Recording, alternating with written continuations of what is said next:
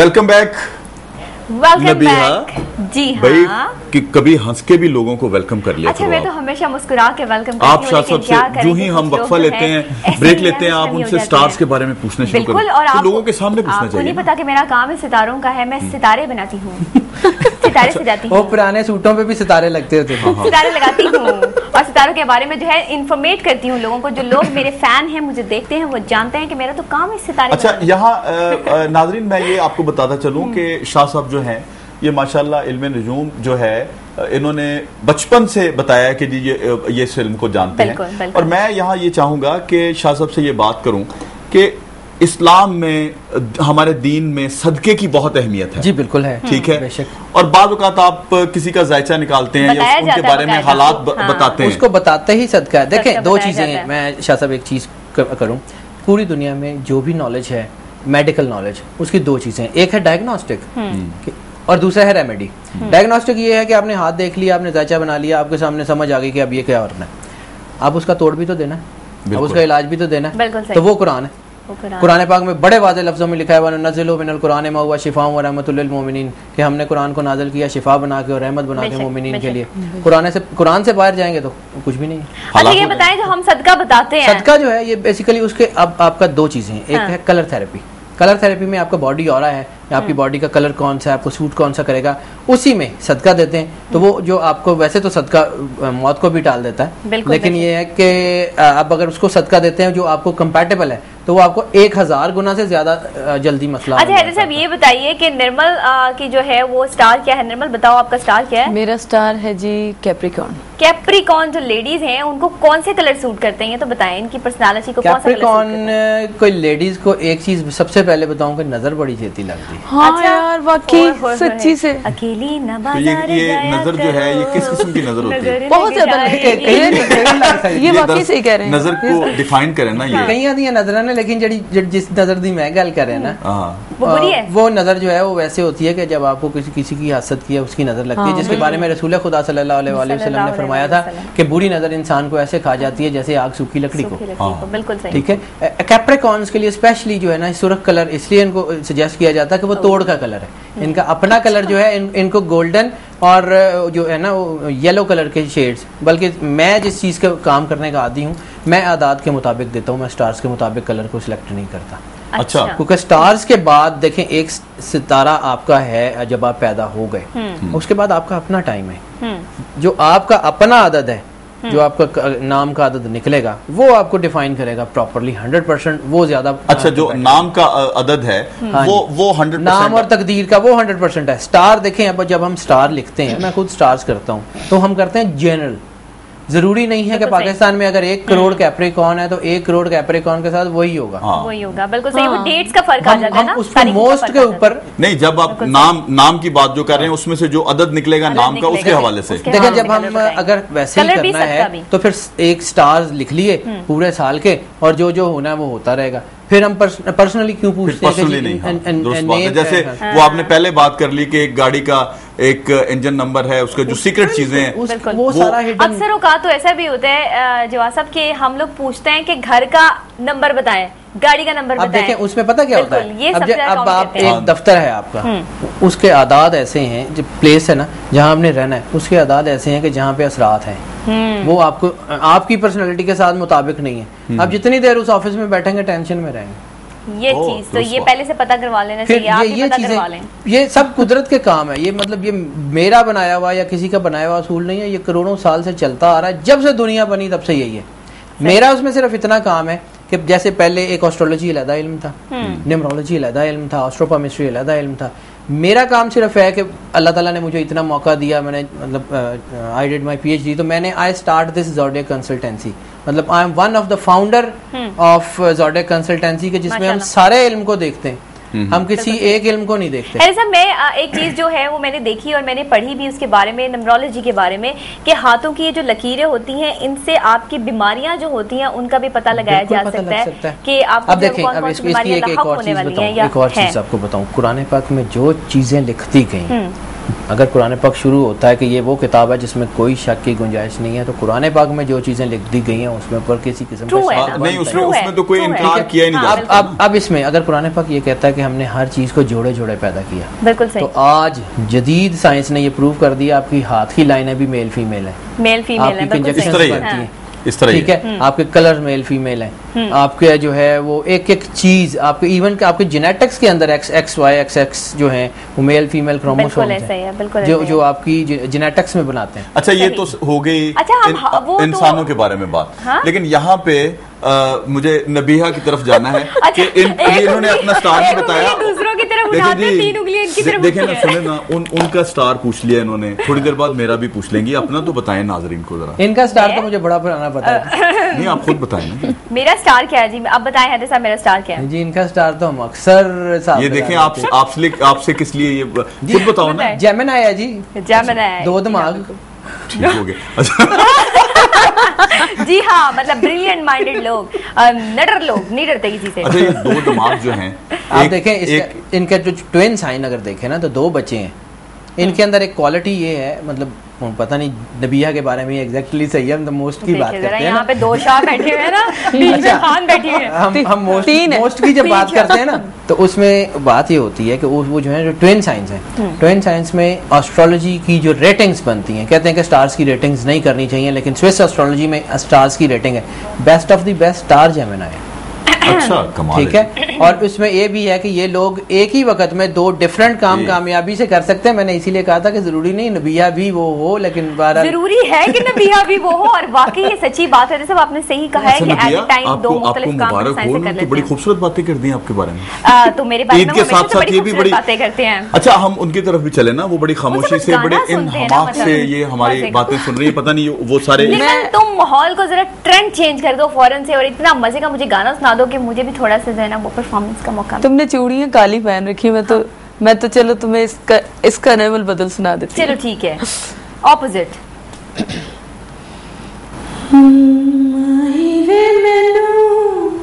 लाल चढ़ा दे चूड़ा ते नाले होड़ा डागुड़ा, मैं होर कुछ नहीं मंगदी वे मैनू, लाल चढ़ा दे चूड़ा ते नाले होड़ा डागुड़ा, मैं होर कुछ नहीं मंगदी वे मैनू, लाल चढ़ा दे चूड़ा।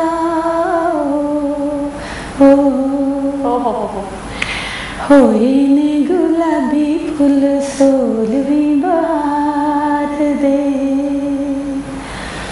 नवे नवे चा मैनू चढ़े ने शिंगार दे, जी करदा है नैन लिशका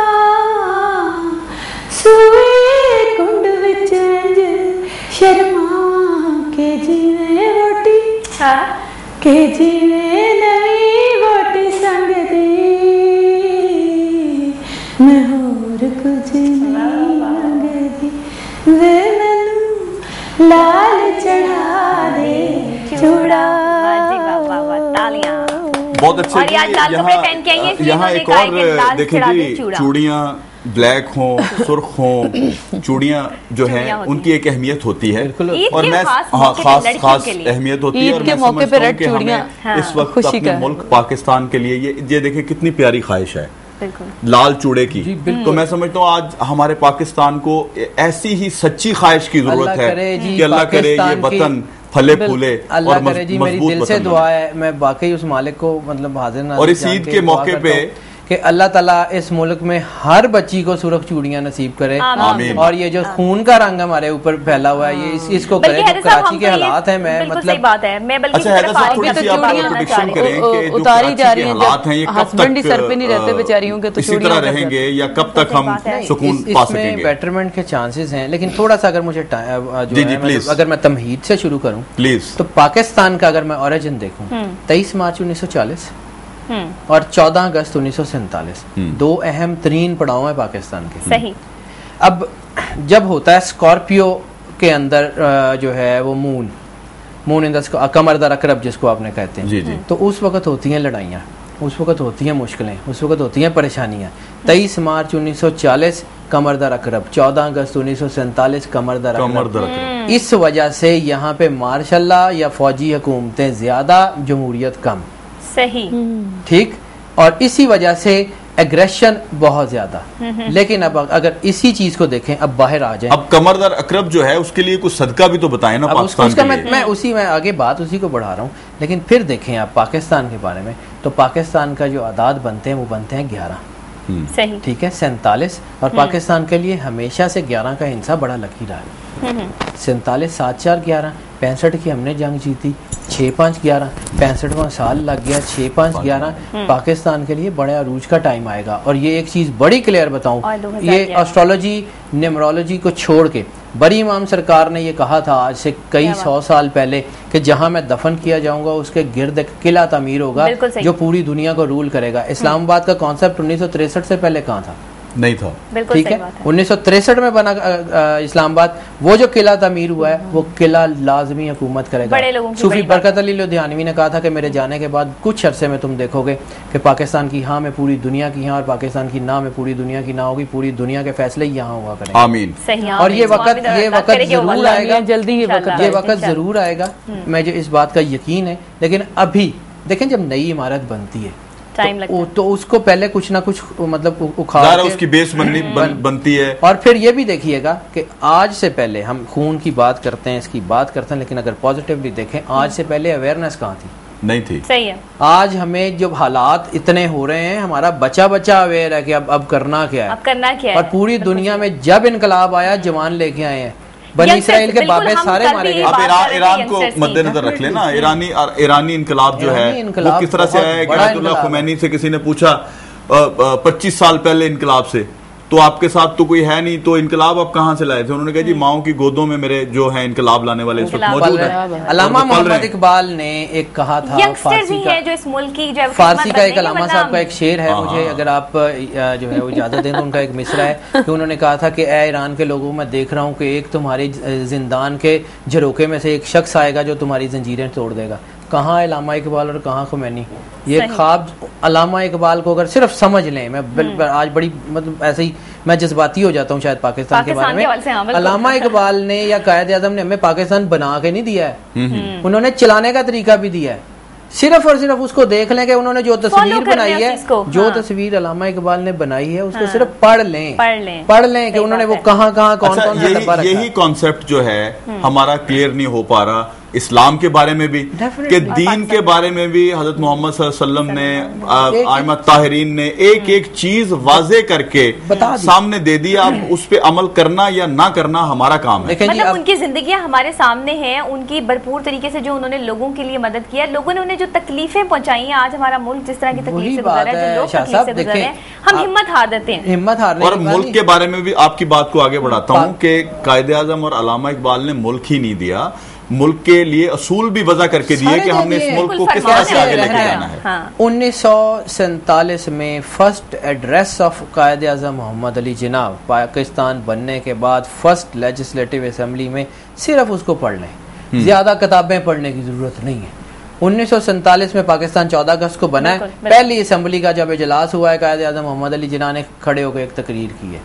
अब इतना वक्त नहीं है कि मैं उसको मतलब सिर्फ उसको पढ़ लें, पूरा पाकिस्तान ठीक हो जाएगा। कोई बंदा कुछ करता है या किसी बंदे में कोई पावर होती है तो वो अल्लाह और उसके रसूल का उसके साथ होता है कि वो उसका ईमान होता है इन चीजों पर, तभी जाके वो जो है वो आगे चलता है। और कायद आज़म की अगर बात कर रहे हैं, मतलब हम पाकिस्तान की बात कर रहे हैं, तो उनके बारे में जितनी मैं उनकी फैन हूँ या उनकी पर्सनैलिटी से जितनी मैं इम्प्रेस थी और आज भी हूँ, शायद मैं किसी की पर्सनैलिटी से इम्प्रेस नहीं हूँ, मैं ऑनर भी यही कहती हूँ, वो मेरे आइडियल है। तो वो सजदे में जाके अपनी कौम के लिए, अपनी इस अवाम के लिए जिनके लिए पाकिस्तान बनाया, अल्लाह से रो रो के दुआ करते थे, लोगों ने उन्हें रोते हुए देखा है सजदे में। तो वो शख्स जो सजदे में रोता रहा इस पाकिस्तान, ये जिस वाक़े की तरफ आप इशारा कर रही है ना, ये नवाब ममदूद के पैलेस का है, ये नवाब ममदूद के पैलेस उनका है। साथ कायद आज़म के बारे में आप एक और भी बात देखें कि एक बाख्तियार इंसान जब अपने लिए पैसा खर्च करते हुए वो अपने जहां वो रहते थे, वो पाकिस्तान का पैसा वो मतलब किस तरीके से, कितने हिसाब से, किस तरीके से दर्द के साथ आज देख लें। आज हमारे हुक्मरान कोई लीडर है? मोहम्मद अली जिन्ना, अल्लामा मोहम्मद इकबाल और 3-4 बड़े नाम है बस। यही जिन्होंने पाकिस्तान बना दिया। अच्छा हैदर साहब, हम लोग होता है ये कि ईद के दिन इकट्ठे होते हैं, बातचीत करते हैं, हल्ला गुल्ला करते हैं, उस चीज को खत्म कर देते हैं, लेकिन हमें यहाँ जरूरत है कि हम अपनी यंगस्टर्स को और मुझे मैं एक चीज बताऊं, मैं आपकी बात मुझे इस बात का अच्छा भी लगा, हमारे पास दूसरी टीम ने भी आना है, तो मैं समझता हूँ कि अपने मेहमानों से मैसेजेस ले लें दोनों से जल्दी जल्दी इस वक्त के जी हमें आगे क्या करना चाहिए, हम मुस्तफीद हुए, हम क्या होना चाहिए, अपना शाह साहब के इल्म से भी। और देखें जी, हमें आप सिर्फ इतना बताएं कि हमें पाकिस्तानियों को किस तरफ अपना क्या अपना किरदार ठीक कर लें, बस। पाकिस्तान को कोई कुछ नहीं कर सकता, पाकिस्तान हमारा था, हमारा है, हमारा रहेगा जब हम अपने, अब सिर्फ एक देख लें, पूरी दुनिया में सबसे पहली स्टेट जो आइडियोलॉजिकल स्टेट है वो मदीना तो नबी, उसके बाद पाकिस्तान।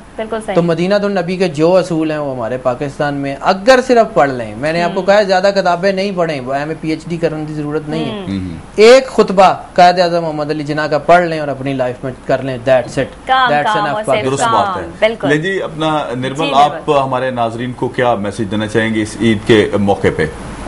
मैं यही कहूँगी कि एक दूसरे से खुशियाँ बांटो, और कहीं कोई अगर इस काबिल नहीं बेचारा कि जो मतलब जिसको हमारी ज़रूरत है उसके काम आओ, अपनी नीयतें साफ रखो, अल्लाह की ज़ात मददगार है और वो सबको देने वाला है। जो हाथ फैलाए बैठे हैं उनके हाथों पे कुछ ना कुछ ज़रूर रखो, अगर आप दे सकते हो तो। बिल्कुल सही, और बहुत अच्छे मैसेजेस दिए हमारे गेस्ट ने। और जनाब यही नहीं है, अभी और भी बहुत सारे सेलिब्रिटी गेस्ट यहाँ मौजूद हैं, और क्योंकि हमारे बाद दूसरी टीम आएगी, और मैं यहाँ एक शेर पढ़ता चलूं कि तीरगी का खौफ राहों से मिटाना चाहिए, जब दिए की कम ज़िया हो दिल जलाना चाहिए, राह चलते बात करना शाने दिल के है खिलाफ, रूठने वालों को घर जाकर मनाना चाहिए, हर्फ गुलशन के तकद्दुस पे ना आ जाए कहीं, शाख से यूं फूल का लाशा उठाना चाहिए। क्या बात है। और जनाब इसी के साथ जहाँ रहिए, हम ब्रेक पे जाते हैं और हमारे बाद ज्वाइन करेंगे आप हमारी दूसरी टीम। बिल्कुल, अक्सर औकात जो है वो ऐसा होता है कि हमने बहुत बहुत अच्छी अच्छी बातें करनी होती है, और होप्स हो कि आपको ये अच्छी अच्छी बातें बहुत पसंद आई होंगी। ईद के इस पुरमसरत मौके में रहिए हमारे साथ रॉयल टेलीविजन की इस स्पेशल ईद ट्रांसमिशन में। अभी चाहते हैं हम इजाजत, फिर मिलेंगे इंशाल्लाह इस ब्रेक के बाद।